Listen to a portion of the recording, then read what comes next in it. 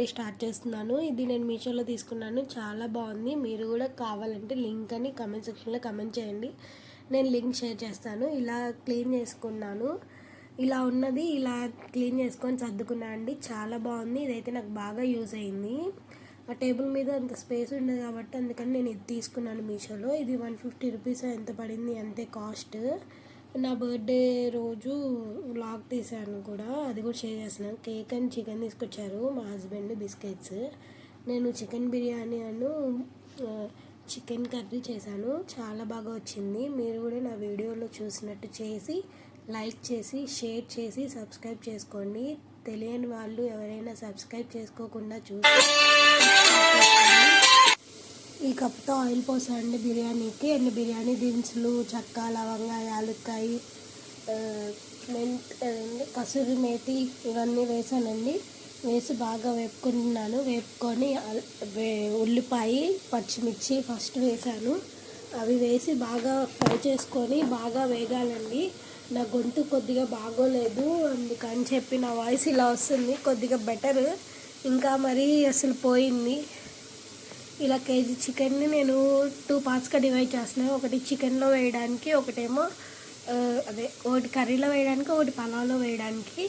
ఏమైనా సౌండ్స్ వస్తే కూడా కొద్దిగా ఏమనుకోకండి, అది సౌండ్ వస్తుంది, చుట్టుపక్కల సౌండ్గా ఉంది.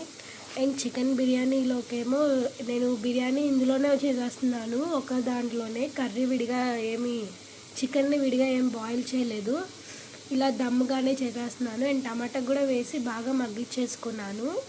మగ్గించుకున్న తర్వాత పుదీనాను, కొత్తిమీర వేస్తున్నాను, కరివేపాకు. కొత్తిమీర లేదు, అందుకని కరివేపాకు వేసుకున్నాను. మీ ఇంట్లో ఏమున్నాయో వాటితో కూడా చేసుకోవచ్చు. అల్లం వెల్లుల్లి పేస్ట్ వేసేసి బాగా కలిపేసుకున్నాను. వీడియోలో చూసినట్టు చేసుకోండి, చాలా ఈజీగా బిర్యానీ చేసుకోవచ్చు, చాలా బాగుంటుంది. మీరు కూడా కమెంట్ సెక్షన్లో కమెంట్ చేయండి, ఏం కర్రీస్ కావాలి, ఏమైనా టిప్స్ కావాలన్నా నా కమెంట్ సెక్షన్లో కమెంట్ చేయండి. అండ్ పెరుగు వేసుకొని బాగా కలిపేసుకున్నాను. ఒక గ్రేవీ లాగా బాగా దగ్గరికి అయిపోవాలండి, కర్రీలాగా. చాలా బాగా ఉంది, అరోమా అయితే చాలా బాగుంది. అండ్ నాకు ఆడియో రికార్డ్ చేసేటప్పుడు కూడా నాకు వాయిస్ ఓవర్ ఇచ్చినప్పుడు కూడా తినాలనిపిస్తుంది, అంతలాగా బాగుంది. కారం, ఉప్పు, ధనియాల పొడి, జీలకర్ర పొడి, గరం మసాలా ఇవి కూడా వేసేసుకొని స్పైసెస్ కూడా సరిపడా మీ టేస్ట్ సరిపడా వేసుకోండి, చాలా బాగుంటుంది. ఇలాగ మొత్తం మిక్స్ చేసేసుకోవాలి బాగా.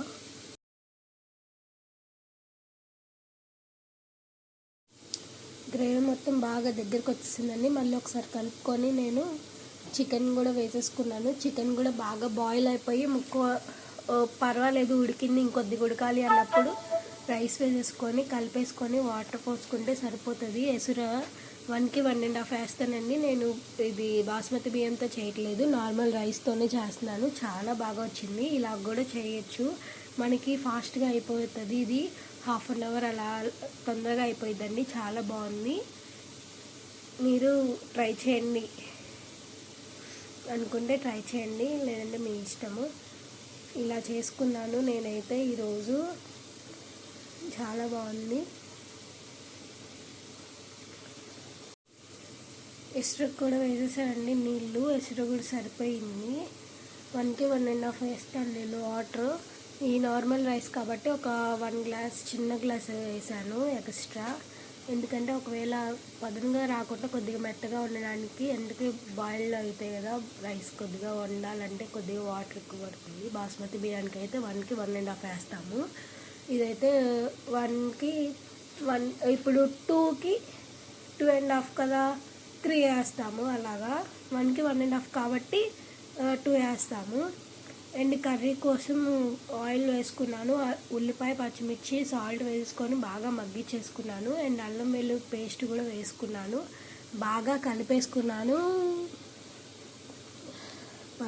కలిపేసుకొని అండ్ బాగా మగ్గిపోవాలండి. మగ్గిపోయిన తర్వాత చికెన్ వేసేసుకొని బాగా కలిపేసుకోవాలి, కొద్దిగా మిక్స్ అవ్వాలి కదా, అందుకని.